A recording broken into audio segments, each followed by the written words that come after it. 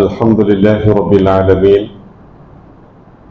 الصلاة والسلام على خاتم الأنبياء والمرسلين نبينا محمد وعلى آله وصحبه أجمعين ومن صار على نهجه وسن بسنته إلى يوم الدين أما بعد.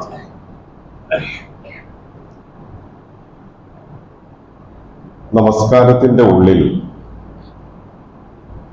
നമ്മൾക്ക് ഖുശൂഅ് അഥവാ ഭയഭക്തി ഉണ്ടാകണമെന്ന് ആഗ്രഹിക്കാത്തവരാരുമില്ല. ഓരോ ആളുകളും അങ്ങനെ ചിന്തിക്കുന്നു. പക്ഷേ നമസ്കാരത്തിൽ കൈകെട്ടിയത് ഓർക്കുകയും പിന്നീട് സലാം വീട്ടുമ്പോൾ മാത്രം ഞാനിതുവരെ നമസ്കാരത്തിലായിരുന്നല്ലോ എന്ന ചിന്ത വരികയും ചെയ്യുന്ന അവസ്ഥയാണ് പൊതുവിൽ നമ്മൾക്കൊക്കെയുള്ളത്. ഇവിടെ നമ്മൾ മനസ്സിലാക്കേണ്ടത് വളരെ പ്രധാനപ്പെട്ട ഒരു കാര്യം, നമസ്കാരം അത് ഭയഭക്തിയോടുകൂടി ആയിത്തീരണമെങ്കിൽ നമസ്കാരത്തിന്റെ പുറത്തുള്ള നമ്മളുടെ ജീവിതം നേരാവണ്ണമാകണം.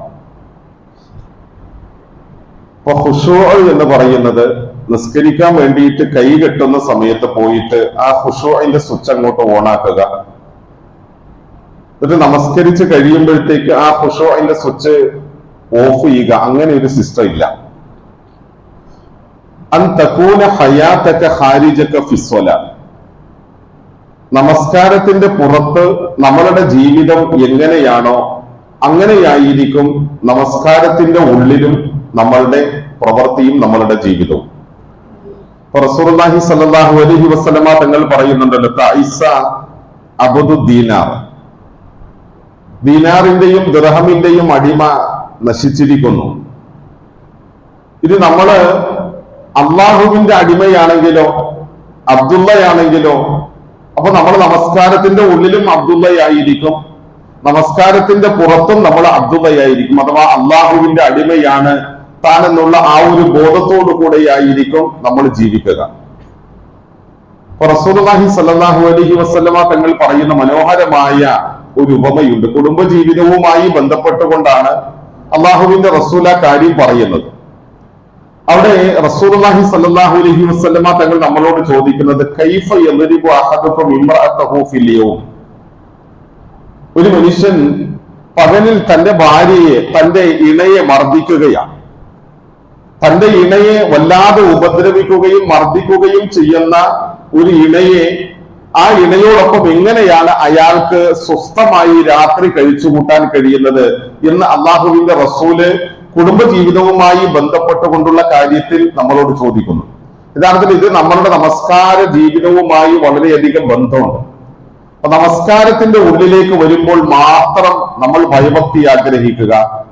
നമസ്കാരത്തിന്റെ പുറത്തേക്ക് പോയി കഴിഞ്ഞാൽ ഹലാൽ എന്താണ്, ഹറാം എന്താണ്, അല്ലെങ്കിൽ പിന്നെ ഞാൻ അള്ളാഹുവിന്റെ അടിമയാണ്, ഈ ഒരു ബോധം നമ്മളിൽ നിന്ന് നഷ്ടപ്പെട്ടു പോകുന്ന ഒരവസ്ഥയുണ്ടെങ്കിൽ ഒരിക്കലും നമ്മൾക്ക് നമസ്കാരം ഭയഭക്തിയോട് കൂടി നിർവഹിക്കാൻ കഴിയുകയില്ല. അപ്പൊ നമസ്കരിക്കാൻ വേണ്ടിയിട്ട് നിൽക്കുമ്പോൾ നമ്മൾക്ക് ആദ്യമായി നമ്മൾക്ക് ഉണ്ടാകേണ്ടുന്ന ബോധം ഞാൻ ആരുടെ മുന്നിലാണ് നിൽക്കുന്നത് എന്ന ബോധമാണ്. അപ്പൊ നമ്മളൊരു യാത്ര ചെയ്യുന്നു, ആ ഒരു യാത്രയിൽ നമ്മളൊരു വാഹനത്തിലൂടെ, നമ്മളൊരു ബസ്സിലോ അവിടെ ചെന്നുകൊണ്ട് അവിടെ ബസ്സിലോ അല്ലെങ്കിൽ ഏതെങ്കിലും ആ നിലയിലുള്ള സ്വകാര്യ വാഹനങ്ങളിലോ ഒക്കെ നമ്മൾ യാത്ര ചെയ്തുകൊണ്ടിരിക്കാം. യാത്ര ചെയ്യുമ്പോൾ നമ്മളുടെ അടുത്ത് ഒരാൾ ഇരിക്കുന്നുണ്ട്. അയാളോട് നമ്മള് വിവരങ്ങളൊക്കെ ചോദിക്കുകയും പറയുകയും അന്വേഷിക്കുകയും അങ്ങനെ ചിരിച്ചു കളിച്ച് വർത്താനം പറഞ്ഞുകൊണ്ടിരിക്കാം. ആ സന്ദർഭത്തിലാണ് വേറൊരാൾ വന്നിട്ട് നമ്മളോട് ചോദിക്കുന്നത്, നിങ്ങൾ ഈ വർത്താനം പറഞ്ഞുകൊണ്ടിരിക്കുന്ന ആൾ ആരാണെന്ന് അറിയുമോ? അദ്ദേഹം ഈ രാജ്യത്തിന്റെ പ്രധാനമന്ത്രിയാണ്, അല്ലെങ്കിൽ പ്രസിഡന്റാണ്, പ്രധാന ഭരണാധികാരിയാണെന്ന് പറഞ്ഞാൽ സ്വാഭാവികമായി അപ്പൊ നമ്മളുടെ മനസ്സിൽ ഉണ്ടായിത്തീരുന്ന ഒരു ചിന്ത എന്താ? പെട്ടെന്ന് നമ്മൾക്കും അവരുടെയും ഇടയിൽ ഒരു വിടവുണ്ടാവും. എത്ര അടുത്തിരുന്ന ആളിനും ഒരു വിടവുണ്ടാവും. കാരണം ഇന്ന ആളാണ് അത് എന്ന് മനസ്സിലാക്കുന്നതോടുകൂടെ അയാളെ സംബന്ധിച്ചുള്ളതായ ഒരു മഹത്വം നമ്മളുടെ മനസ്സിലേക്ക് ഉണ്ടാകും.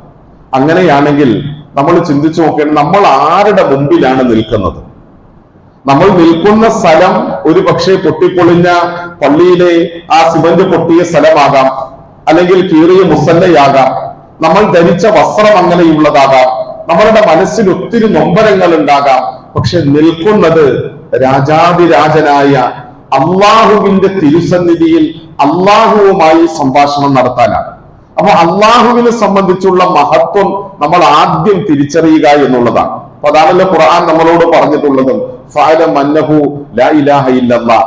ആദ്യം നമ്മൾ ഇൽമു ഉണ്ടാക്കേണ്ടുന്നത്, അറിയേണ്ടുന്നത് അള്ളാഹുവിനെ സംബന്ധിച്ചാണ്. അപ്പൊ അള്ളാന്റെ മുമ്പിൽ നിൽക്കുമ്പോ അള്ളാഹുവിനെ സംബന്ധിച്ചുള്ള മഹത്വം, അവന്റെ ഗാംഭീര്യം, അവന്റെ ഗൗരവം നമ്മളുടെ ഹൃദയത്തിൽ ഓർത്തുകൊണ്ടായിരിക്കണം. ആ ഒരു ചിന്തയോടെയായിരിക്കണം റബ്ബിന്റെ മുമ്പിലേക്ക് നമ്മൾ വരേണ്ടുന്നത്.